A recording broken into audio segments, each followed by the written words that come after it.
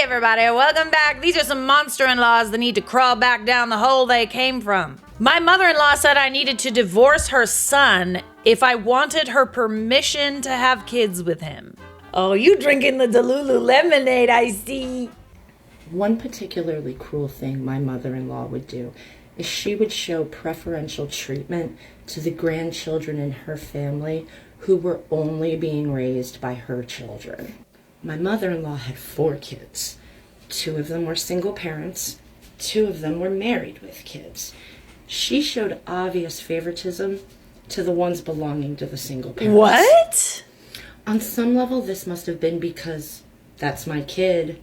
I control them. Yeah. So I can control the grandkids. Yeah. The ones of us that married in, our kids were treated like crap. Before they were even born, we were being told, you do not have permission to marry my children. We don't need any more people in this family. You do not have my permission to have children with my children because it is up to me whether we have grandbabies or not. You're not allowed to have children. If you have children, you're going to need to leave and give them your child. I was expected, if I wanted permission to have a child, I was expected to divorce my husband and give him custody of my child. That is the condition under which we could have children. I'm not making this up. And she will say all of these things to your face. And I can deal with that. I've been raised by abusive people. I've been raised by narcissists. But she was also happy to tell the children this to their face. I love you more because I love your mommy more. I love your mommy more because I don't like your mommy. What kind of is this? I'm so glad that, we do not have contact with Yeah. I'm also glad you don't have contact with her bestie. My goodness. Next on an episode of How to Get Your Own Children to Hate You, you're totally right that it was probably a control thing, that she would have essentially a hand in raising those kids. There would be less control if, there was another mother there or, someone who married outside the family. You were basically just like a egg donor in her eyes. That's so weird, man. You weird as hell. My grandmother on my dad's side openly said that the only real grandchildren were the ones who came from her daughter. Oh, that's weird. Okay, no, that's not how it works. They still have your DNA, bestie. They still got your genes. What did your husband do and say? Because it sounds like they weren't standing up to her. Creator responds, after she freaked at my pregnancy announcement, he moved us 450 miles and changed our numbers. What did I say? How to lose your children in 10 seconds or less. Maybe we should retitle this video, honestly. All right, that was pretty nuts, but can we do crazier? Can we? With mother-in-laws, it's a toss-up. They do be being crazy. Okay, so while I'm on the subject of my mother-in-law and gifts, I have another lie that she told in relation to a gift, but it's a totally different type of lie. So I had ordered a set of gauges off of Amazon, a really cheap set. They literally like $10 for a whole variety of sizes. And like a lot of times when you order something from a Chinese company through Amazon, they'll sometimes have like some random freebie in there, like a cheap piece of jewelry or something.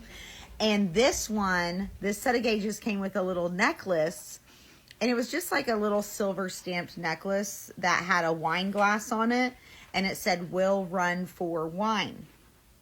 And this was right before Mother's Day. This was like 2 weeks before Mother's Day, probably, give or take. And I remember I opened up the gauges, and I was like, okay, cool, my gauges are here. And then I saw this extra little thing in the bottom of the box, and I was like, what is this? And I was like, oh, Matt, they sent me a little necklace with the gauges. And he was like, oh, cool. And I said, you know what? I didn't really drink wine a lot, and she was a big wine drinker. She loves wine lover. Nothing wrong with that, right? And so I was like, oh my gosh, I'm going to save this, and I'm going to give it to your mom. Oh, that's nice. Because this had been years into our relationship, and my mother-in-law, she can't help it. She's a terrible gift giver.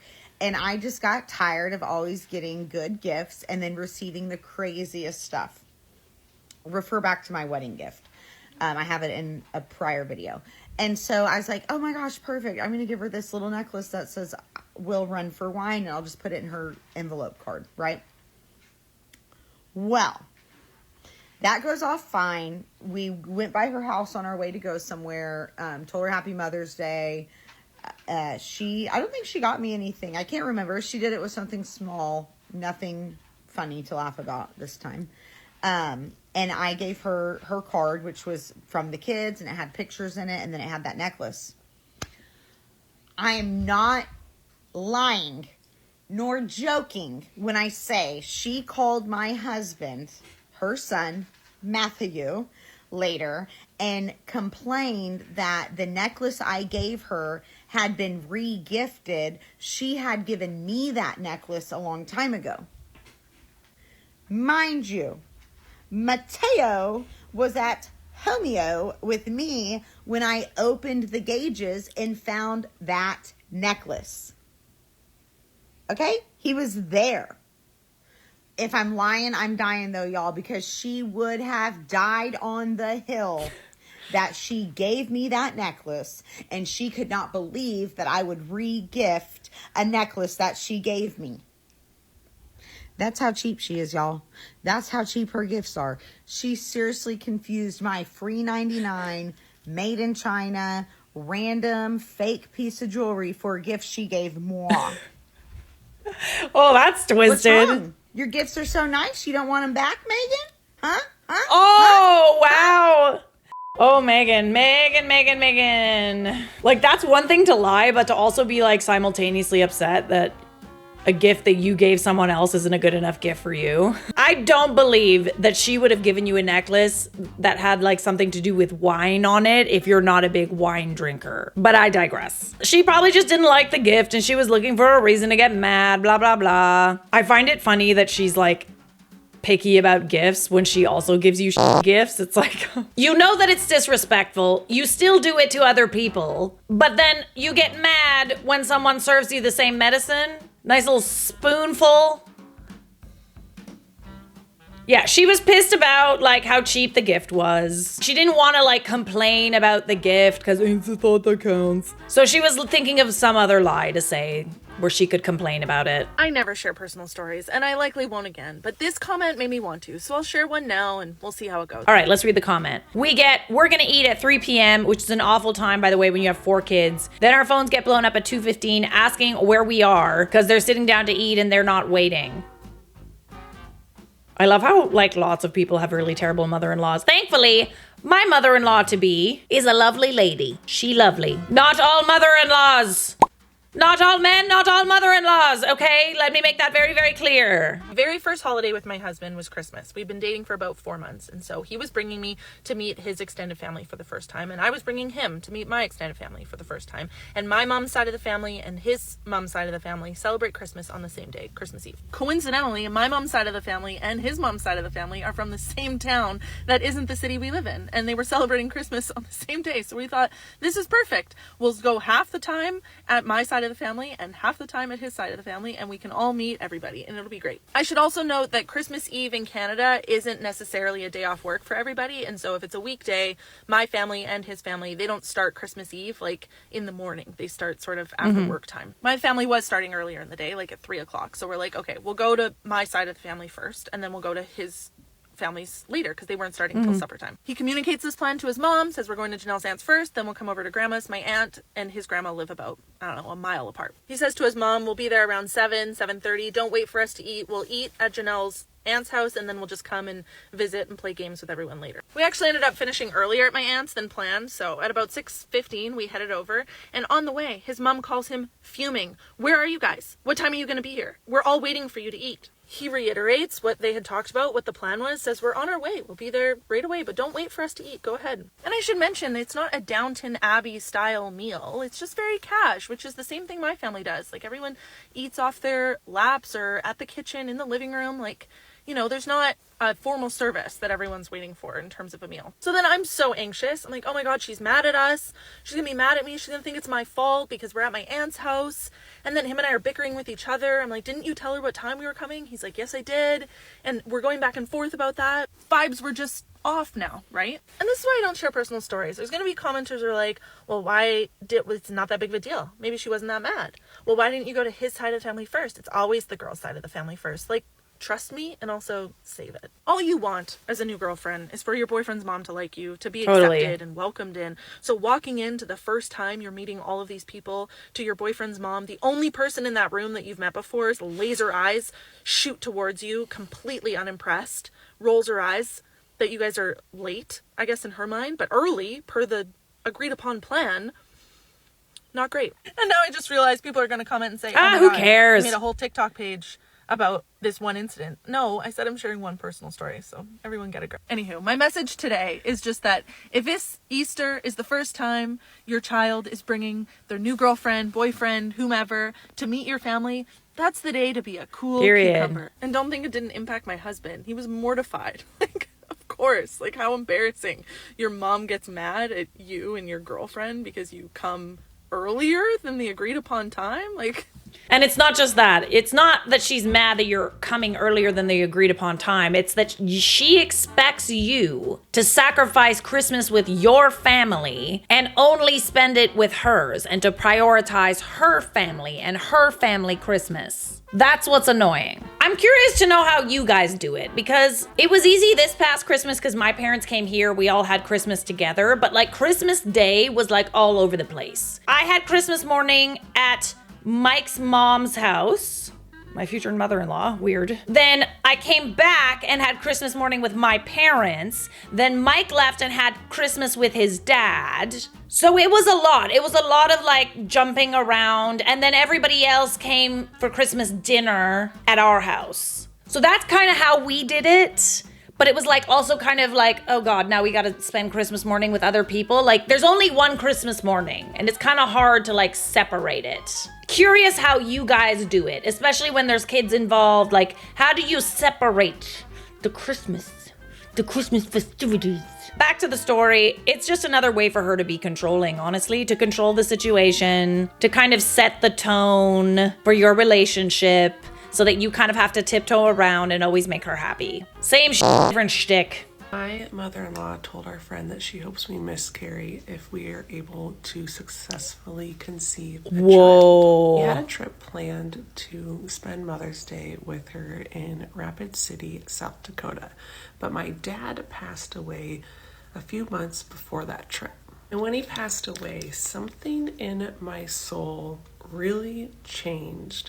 And I was out on a morning walk with my husband, and it just kind of came to my realization that I did not want to go on this trip with him and his mom. And that really took Mike by surprise, because he and I pretty much always are together on trips. And I knew that was going to be something that was probably going to be hard for him to understand on why I wouldn't want to go on a vacation with him. So I was at the time getting counseling for my dad's passing and was able to process my emotions and feelings of why I just couldn't share a same space with someone who was so toxic and hateful towards me after losing my last parent. For sure. It was at this point, when both my parents had passed and I had no living grandparents, that I realized I didn't want to be around figures in my life that were supposed to be parental, like parents in one way or another, who really truly just choose to not see anything positive about Totally. Mike was really okay in the end going to South Dakota with his mom and her boyfriend without me. I didn't have FOMO, which is fear of missing out. I wanted them to enjoy their time, and I was back home taking care of the homestead and enjoying my time, not being around someone who just really truly hates me. And she thought that she won in the end because I didn't want to go, so she got her son all to herself. But again, he really takes into account that blood is thicker than water. And if you don't know what that meaning is, just go back to my videos, because I go over that saying, because it's not what a lot of you think it is. I do still encourage my husband to reach out to his mom and talk to her on the phone and text and spend time with her when life allows. And because I don't have FOMO, I'm not worried about being a part of the conversation or being around her ever. Bestie, you sound healed as fuck. You sound so calm. You processed that grief. You decided that there's certain energies that you just don't want to be around. And that, my friends, is what it's like to heal from your recovering people pleaser disease. You gotta start understanding that you cannot be giving energy, your precious time and energy and emotion, to people that drain it. Okay. If there are people in your life that you know are energy vampires, okay? They do things to you, they say things to you that make you feel crappy. You don't have to entertain that energy. You don't have to let it into your space, into your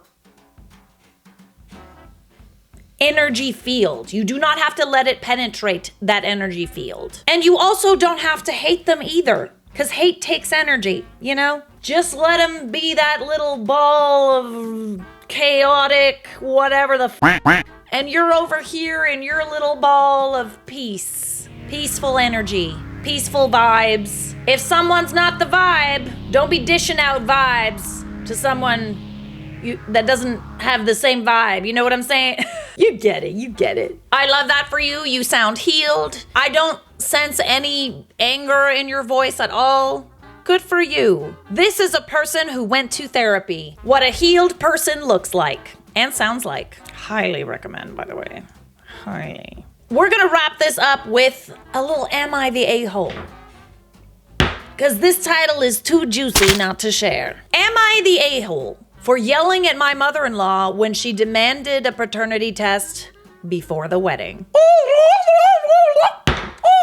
Turkey time. I, 20 female, am getting married to an official ceremony in a few months to my legal husband, 21 male, of 2 years. And his mother has made planning the real wedding difficult since the day we got engaged. Full disclosure, and kind of implied by the title, my husband and I initially became engaged due to an unexpected pregnancy that popped up while we were dating. And now the proud parents of twins who are 1 year old. I honestly don't blame mother-in-law for her initial negative reaction since we'd been seeing each other secretly, and husband and his family learned about the pregnancy at the same time when my sister, 20 female, kind of lost her crap. After finding out, we went over to their house to kick his butt and started a physical altercation that ended with husband going to the emergency room with minor injuries. Okay. Yeah, that would put me off as well. It's kind of like, what kind of family am I going to be having relations with now, I guess. However, it was an entire mess, but after a lot of talking and arguments, I won't lie, husband was excited to be having kids despite the timing and circumstance. We got engaged immediately since he's fairly religious and wanted to avoid the social stigma around having children out of wedlock, especially since it was something that badly affected my family growing up due to rumors started about my parents, partly by his mother. Okay. Mother-in-law actually fought then with husband about the children belonging to him. And after some things were said, he moved into my family's home where we stayed until we moved into our own place. Context: mother-in-law has doubts because for many years my parents were in a lavender marriage situation together and were doing IVF while also mutually dating a third. And my father was separately seeing his own partner during this time. Okay, messy. But also their marriage, their choice. My brothers and I don't look much like our legal father at all, if I'm being honest, and in all likelihood, our biological father is my parents' third. However, my parents didn't care how we were conceived and raised us as my father's children in every way. My mother-in-law and mother were friends for years before falling out badly and were in the same social circles. I mean, it doesn't really seem like they have the same values, so I'm not surprised about that. But like, I also think it's funny how some people say, you know, they use the religion thing as like a way to like judge other people while also forgetting that Jesus didn't judge. Simultaneously forgetting that we are not supposed to judge. Love thy neighbor, bitches. Mother-in-law took personal offense to the unconventional dynamic in my family. It doesn't have anything to do with you, but okay. And made a spectacle of my mother every time she had a child before remarrying. My husband knew for a fact that the babies were his, however, and trusted me when I told him as much. We had our kids and planned to get married before they turned 1. But husband's schoolwork and family issues we both had to deal with, on top of raising twins, meant we had to rain check our first attempt. Now, just a few months before our official wedding, mother-in-law raises the issue about paternity again. Oh yeah, she the a-hole. She the a-hole. What is her logic? Like daughter, like daughter. Like mother, like daughter. Nah, nah, nah. Oh, well, that family has strange values. Quiet. Shush. My son looks exactly like my husband, especially in his old baby photos, aside from his eye color being a darker shade and his hair having a curl he inherited from me. My daughter, on the other hand, looks just like mother-in-law. That's so weird. She's just doing it to stir the pot. I swear I'm not kidding. She has my hair color, but aside from her eyes, she has husband's eye color. She looks like mother-in-law in miniature. Despite the physical evidence, she still says there's obvious doubt due to my mother's history. How judgmental. I thought we were supposed to love everybody. And implied that I was unfaithful to my husband in the past because of the example I grew up with and the fact that we didn't start our relationship the right way. Well, by that logic, your husband should also be a complete dickhead because his mom is. Aside from not seeing husband for 2 months when we got into a major fight and some cruel things were said by both of us, we have talked and settled this fully. I have known him my entire life and spent half of it being his best friend and the other half in love with him. Even with my parents' completely agreed upon family dynamics, I saw firsthand how the questionable nature of the paternity of my brothers and I led to years of drama until they divorced and resulted in a lot of insecurity that we had to cope with, which would probably result in you not wanting the same for your family. I love my husband and never wanted to experience even a moment of doubt in his head about the depth of my feelings and loyalty. My mother-in-law chose the day of the announcement of our wedding to approach me in private to push for the DNA test and completely brought down my mood in seconds since I thought we were long past all of this. Oh God. They all, just sort of, oh, you're not good enough for my little boy. Meh, meh, meh. Shut up. You're not good enough for your little boy. How about that? She spent so much time with the twins in the last few months before asking for the test, and I now have to worry about how she treated them when we were there, and if she said anything bad in front of them. She kept using my daughter's appearance as an example of my indiscretions, but she looks like you! She looks like you! Are you admitting to having an extramarital affair with your daughter-in-law? It doesn't work. That wouldn't work. But you see, yeah, I just wanted to make a joke. She insisted the only reason my son looks so much like my husband is because my mother shares features with him. And that when they get older, their true father's features would come out and her son would come to his senses. Oh my goodness. I love how we're so sure about these things even without a DNA test, She said she wouldn't let her son be subjected to what occurred between my parents and that she would fight for him even if he lost his sight of reality because I was just as loose as my mother and wrapped him around my finger. Oh, you devil woman, you little devil. You siren, you devil! I cast the demon out of you! She even had the gall to imply that if both of the twins had been girls, husband wouldn't have been as inclined to believe he was the father and would have called for a separation. Yeah, mother-in-law definitely came out of a hole that she needs to climb back into. It was around that time that I lost it on her. Husband adores our daughter just as much as our son and has talked about wanting more kids in the future. She brought this up in my parents' house as well since they hosted the gathering where we announced our wedding date, which made my blood boil because she didn't have the decency to wait a while so she wouldn't disrespect me in the home I grew up in. In the home. I mean, disrespect is disrespect. It's worse when it's in your house, I gotta say, but disrespect is disrespect. I called her a miserable bitch who couldn't stand the thought of other people being happy in their own relationships. I told her if she had that much doubt about the twins' paternity, then she wouldn't be around them anymore. There would also be no DNA test, and if one was conducted without my permission, then I would pursue legal action and drag her name through the mud in return. She wouldn't be going to the wedding either since she was so determined for it not to happen. Here I know I was in the wrong because I didn't talk to husband before disinviting her. Okay, well at least you can admit that. But I mean, I wouldn't want someone like that at my wedding either. She's clearly trying to discredit you. She's shaming you. She's questioning your loyalty. She's questioning who you are as a person. Why would you want someone like that present on your wedding day? Non-starter, in my opinion. More personal things were said. The entire fight got loud enough for some people, all family, thankfully, to overhear me all but kicking her out. Thankfully, she left without too much fuss, likely because of the scene it would have made, but afterwards, husband's older brother chimed in that I reacted too harshly. No, I think you reacted just the right amount, bestie. And you should just do the test to reassure the mother and move on. Okay, he's uninvited too. Their grandfather also agreed. Okay, he's uninvited as well. Saying it would settle the matter once and for all. And putting it off so far has just brought the exact suspicion that I wanted to avoid in the first place. It's insulting to ask someone to do a paternity test because what you're doing is you're essentially accusing them of cheating while not having proof. You're accusing your blood of not being your children. It is just all around insulting when you ask people to do a paternity test. It would make sense if there was some cheating involved, but according to OP, there wasn't. So it's just insulting at the end of the day. My stepfather threw husband's grandfather out afterwards as he'd worn out his welcome by then. And I ended the celebration. My family reassured me in the aftermath I was well within my right to be angry that she brought the DNA test up. But notice that husband stayed to the side with the twins and didn't respond much, even when we went home not long after. I don't like that. I think he might be upset with me for how I treated his mother. Okay, can't we be also upset with mother for how she treated you? If not for what she did, then for the timing of all of it. Ruining a special occasion like telling everyone you were getting married.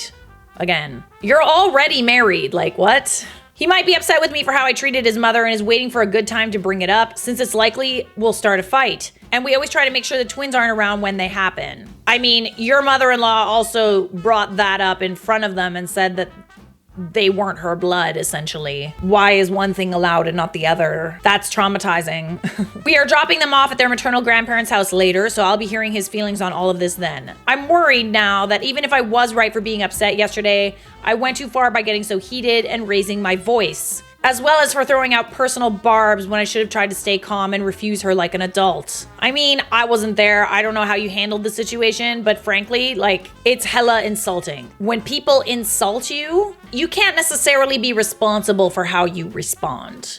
You know? Like, it's like, why are we worried about tiptoeing around people's feelings and how we react to other people's disrespect when other people are not worried about how they disrespect us? I really regret calling her what I did too, and I plan on apologizing for that no matter what judgment I get here. So am I the a-hole? I do think it's a good idea to apologize for what you said. Maybe if you did like some name calling that was kind of outside the scope as to what the fight was about. At the end of the day, she is your kid's grandmother. She's your husband's mother. Would like him to defend you a little more, I'm not gonna lie. Just makes me wonder what else is being said behind the scenes when you're not there. I think that you reacted in a way that was fair. Everything considered, we have a right to be angry when people disrespect us. It might not be pretty, but we do have a right to be angry. Anger is a normal human emotion. Some people process it differently. I get really loud and angry and ugly as well. So here's a good idea that's in the comments. Not the a-hole, tell mother-in-law that you'll get the paternity test with the understanding that when it comes back that he's the father and she will never contact you again. I kind of like that. I mean, listen, it's insulting that they asked for a paternity test, but you also have a trump card here. You know, if there was never any cheating, you have nothing to hide. Why not do it just to shut her up? And then you never have to talk to her again. On a side note, what the hell does your mom's sex life have to do with you? It doesn't make much sense, does it? Well, she was raised with those values.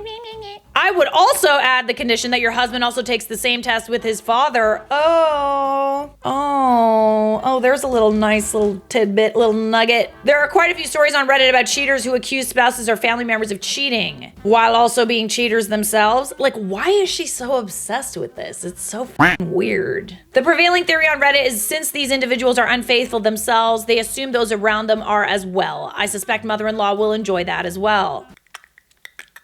I like that. Ooh, that's petty. That is so unbelievably petty. I love that. I mean, I have said it before and I will say it again.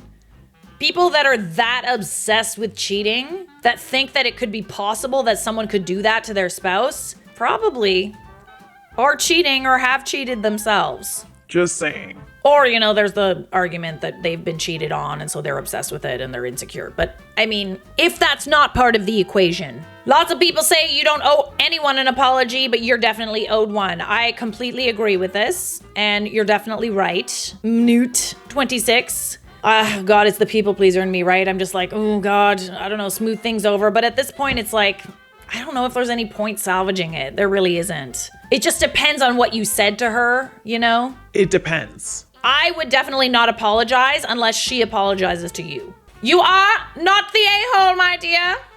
And these mother-in-laws definitely need to crawl back down in the hole they came out of. Subscribe!